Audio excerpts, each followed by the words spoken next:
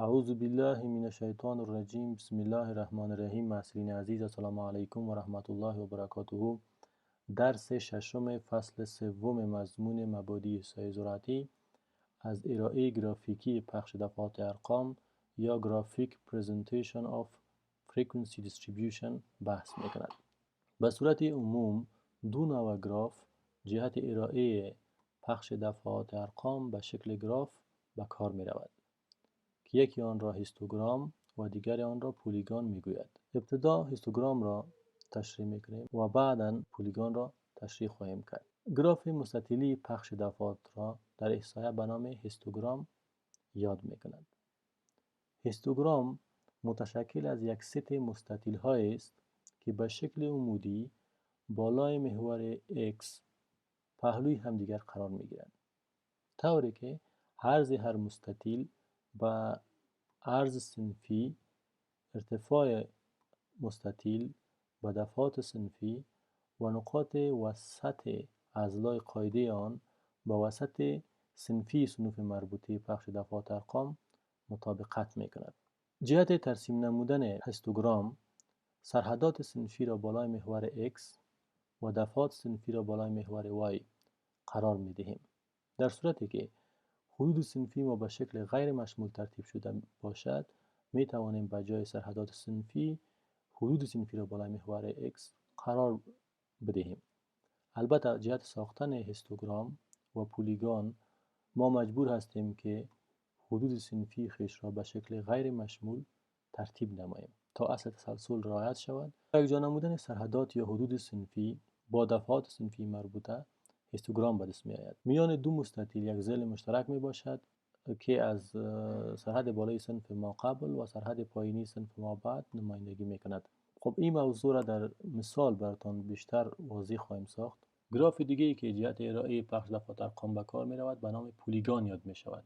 گراف خطی پخش دفعات را در احصایه به نام پولیگان یاد می کنند. پولیگان به دو طریق ترسیم شده می تواند. اول بعد از این که هیستوگرام پخش دفعات ترتیب گردید، از اتصال نقاط وسطی اضلاع فوقانی مستطیل ها پولیگان یا گراف خطی پخش دفعات حاصل شده میتونه. این طریق آسان بود و بیشتر از آن کار گرفته می شود. طریقه دوم تهیه پولیگان طوری است که بعد از قرار دادن وسط های صنفی روی محور افقی X و دفعات صنفی روی محور عمودی یا Y، نقاط اتصال وسط ها، این وسط های صنفی و دفعات صنفی مربوطه را به شکل خطی با هم یکجا میکنیم. منحنی که به این طریق به دست می آید به نام پولیگان یا گراف خطی پخش دفعات یاد می شود. به صورت اخص یا به صورت خاص پولیگان جهت مقایسه دو یا چندین پخش دفعات به کار می رود. این دو نوع گراف را در مثال برایتان واضح می کنیم. البته مثال را در اکسل هم برای شما کار می کنیم تا باشد که از تکنولوژی هم در ساختن پولیگان و هیستوگرام آشنا شوید. این مثال هیستوگرام است. طوری که ما برای شما گفتیم هیستوگرام گراف مستطیلی پخش دفعات ارقام است. در این صورت شما ببینید یا هر کدامش یک مستطیل است یا ستونهای است که به شکل عمودی بالای محور X قرار گرفته است. شما ببینید محور مختصاتی محور X است و این هم محور Y است. و هر مستطیل که شما میبینید عرض از این مستطیل مساوی است به عرض صنفی، ارتفاع از این مستطیل مساوی است به دفعات صنفی صنف مربوطه و نقطه وسطی از این صنف مساوی است به وسط صنفی صنف مربوطه و این اضلاع مشترک مستطیل ها در حقیقت حد بالایی صنف ما قبل و حد پایینی صنف ما بعد می باشد. به خاطر تهیه نمودن هیستوگرام در صورتی که حدود ما به شکل غیر مشمول ترتیب شده باشد، ما حدود صنفی را بالای محور X قرار می دهیم و دفعات را بالای محور Y. بعداً از اتصال حدود یا سرحدات صنفی با دفعات صنفی مربوطه مستطیل های هیستوگرام تشکیل می گردد. مثلا در این صنف شما فرض بکنید ما حدود صنفی را بالای محور X قرار دادیم. دفعات صنفی صنف اول ما 3 است. بنابراین 3 تا اینجا ارتفاع مثلث تعیین میکنه و عرض صنفی در حقیقت عرض مستطیل تعیین میکند. یک ستون ما تشکیل میشه و بعدا مستطیل دوم را به اندازه 4 که دفعات صنفی صنف دوم است بالا میبریم و بعدا مستطیل دیگر را به اندازه 7 بالا میبریم، مستطیل دیگر که مربوط صنف دیگر می شود به این اندازه بالا میبریم و به این قسم گراف مستطیل پخش دفعات ارقام ما تهیه میشه. شما می توانید این مثال را با قلم قرار زیل کار بکنید. مبدأ محور مختصات در اینجا 0 است و بالای محور x هم ارقام مثبت در طرف راستش قرار داره و بالای محور y هم ارقام مثبت اینجا قرار داره. ما مثلا 15 را از اینجا شروع میکنیم که حد پایینی صنف اول است و بعدا حد بالایی همی صنف 26 است که حد پایینی صنف ما بعدش میشه و با می قسم شما همه حدود را بالای محور x قرار میدین و بعدا دفعات را بالای محور y قرار میدین. بعدا شما هر صنف را به اندازه دفعاتش بالا میکنید. مثلا این فکر کنید که دفعاتش 3 است، از دیگر صنف مثلا دفعاتش 4 است و صنف دیگر هم دفعاتش 7 است. و همین قسم از صنف دیگر دفعاتش فکر بکنید که 10 است و از صنف دیگر هم دفعاتش فکر کنید 8 است و از صنف دیگر دفعاتش 12 است و از صنف دیگر هم دفعاتش 6 است. به این ترتیب شما گراف مستطیلی پخش دفعات ارقام یا هیستوگرام را تشکیل میکنین که بر ما نشان میده که اکثریت محصلین که 12 محصل است نمرهش بین 70 تا 81 است و بسیار کم محصلین نمرهش بین 15 تا 26 است که 3 نفر است. کسانی که خصوصا با حساب بلد نیستند میتونه که از روی سایز مستطیل تعیین بکنه که تعداد محصلین که نمرات بیشتر گرفته در کدام کاتگوری قرار داره، در کدام صنف هستند. میبینید که در صنف چهارم و صنف ششم اکثریت محصلین در این صنف قرار دارد و به صورت عموم محصلینی که نمره متوسط گرفته بیشتر است، یعنی که بین 37 تا 81 نمره گرفته یا بین 48 تا 71 تعدادشون بیشتر است. این هم پولیگان پخش دفعات نمرات 50 تن محصل در مضمون احصایه است. پولیگان گراف خطی پخش دفعات ارقام می باشد. به خاطر ساختن پولیگان پخش دفعات ارقام ما باید خود مطمئن بسازیم که حدود صنفی ما به شکل غیر مشمول ترتیب شده است. اگر به شکل غیر مشمول ترتیب نشده بود ابتدا آنها را به شکل غیر مشمول ترتیب میکنیم، بعد گراف خطی و مستطیلی آنها را تهیه میکنیم.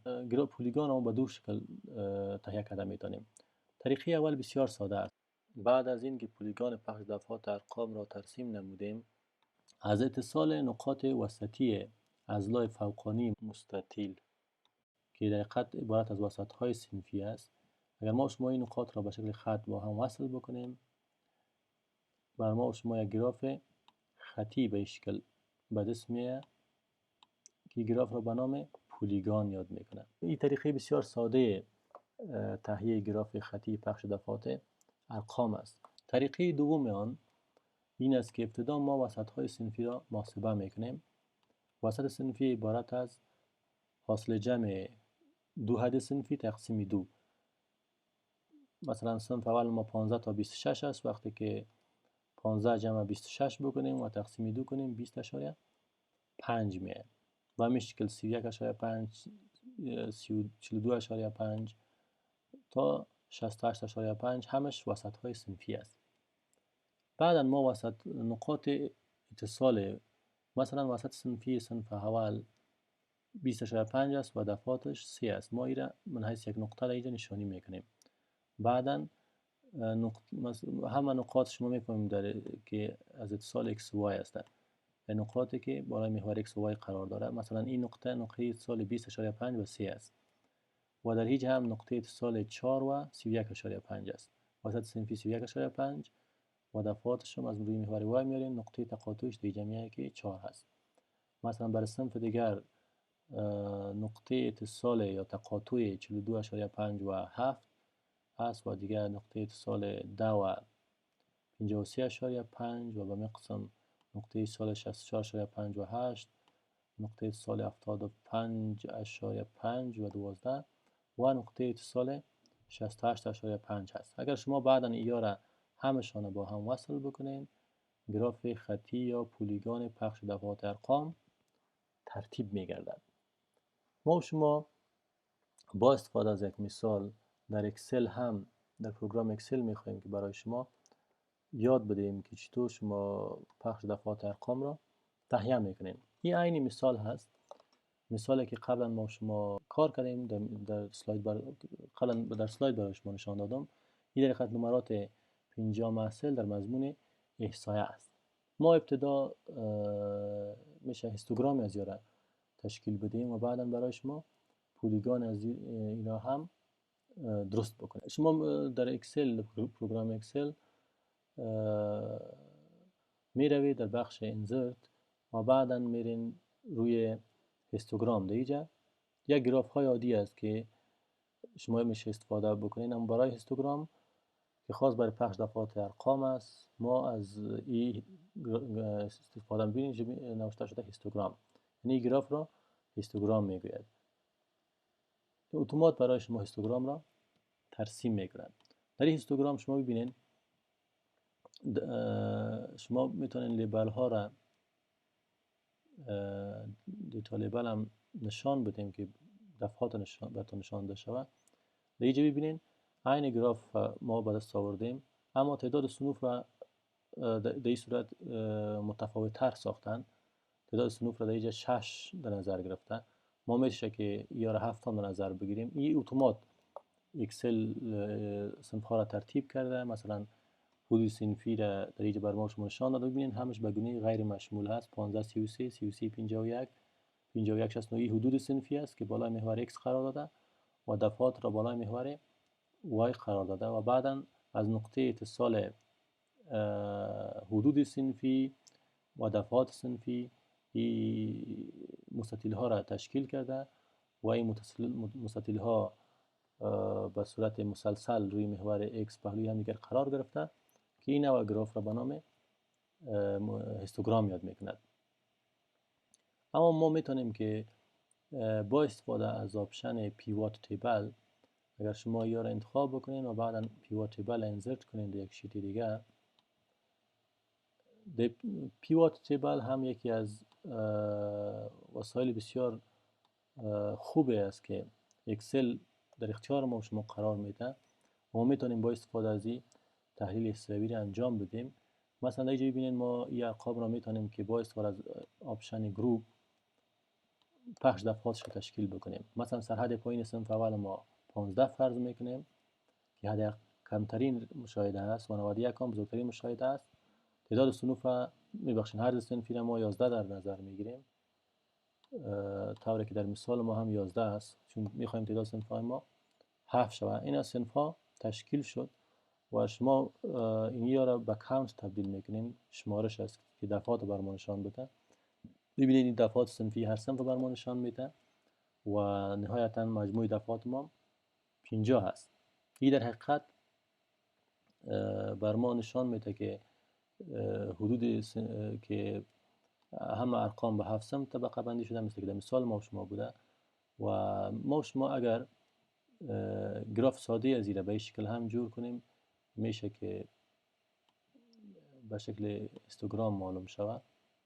اگر به این شکل ما شما جور بکنیم و فاصله را از بین ببریم، میتونیم که فاصله بین ستون ها را میتونیم ما شما از بین ببریم.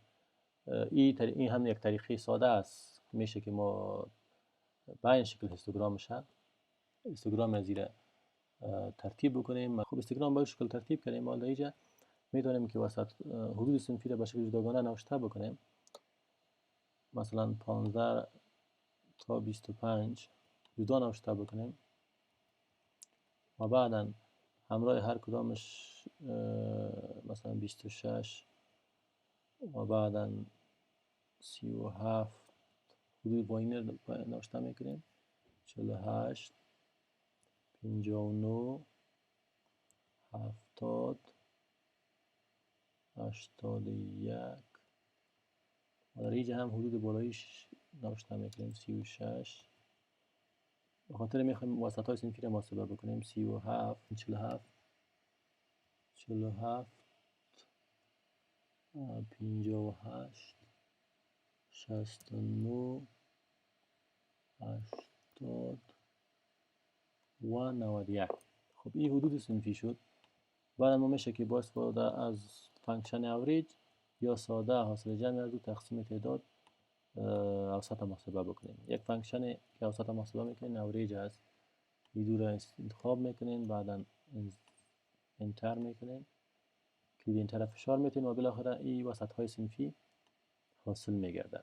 در این صورت ما و شما وسط های صنفی را بالای محور x قرار میدیم.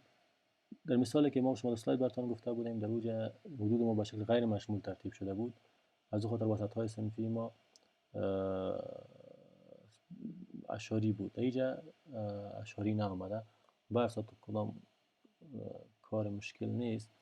دفعات صنفی را شما میتونید از اینجا کاپی بکنین، پیشی روی از یا به شکل والیو پیست بکنین و بعدا اینجا میتونید بگوین که کلاس مید پوینت است یا وسط صنفی است، مید پوینت است و یا هم فریکونسی یا اف است، اف است. اگر حال شما اینی دو را انتخاب بکنین و گراف خطی را ترتیب بکنین، برای شما بعد از یک کمک ادیت میتونیم که پولیگان را ترسیم بکنیم. ما کلاس مید پوینت از اینجا دور میکنیم و بالای محور x کلاس مید پوینت جا به جا میکنیم.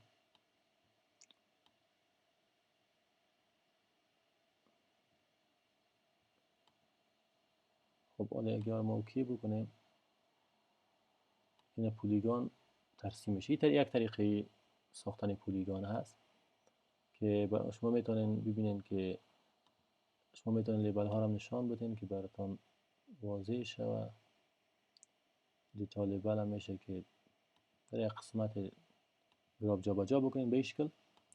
شما ببینین که تعداد دفعات ما 3 4 7 10 8 12 و 6 به این شکل ترسیم شد. و یا هم شما میتونین که صنف ها را به این شکل انتخاب بکنین، به شکل ساده و گراف خطی را ترتیب بکنین که هم برای شما پولیگان. اما این طرز ترسیم پولیگان تکنیکی نیست، این به گونه اساسی ترسیم شده. اما در اینجا محور x میتونه اسکیل باشه، اما در این صورت الاین چارت محور x ما اسکیل نیست، صرف حدود صنفی را که به شکل که در اینجا نشان داده شده عکس گرفته در محور x قرار داده. اما شکل پولیگان ما باز هم مشابه است، شما میتونید که از این هم استفاده بکنین. بنابراین این دو طریقه معمول هست. در پهلوی از اینکه ما شما طرز تهیه پولیگان و هیستوگرام را در اکسل یاد گرفتیم، همچنان ما شما یاد گرفتیم چطور پخش دفعات ارقام را در اکسل تهیه میکنین. مثل که در این مثال ما براتون تهیه کردیم. دیگه حدود صنفی به شکل مشمول ترتیب گردیده، اما اگر ارقام اشاری باشد یا مسلسل باشد، اتوماتی حدود صنفی ما به حدود غیر مشمول تبدیل میگردد. امیدوار هستم که شما با استفاده از دیتاستی که بعدا برایتان همراهتان شریک میکنم و همین دیتاست تمرینات بیشتر انجام بدهید تا در اکسل طرز تهیه پخش دفعات ارقام، طرز تهیه پولیگان، هیستوگرام و دیگر انواع گراف هایی که جهت پخش دفعات ارقام به کار می رود آنها را خوبتر یاد بگیرین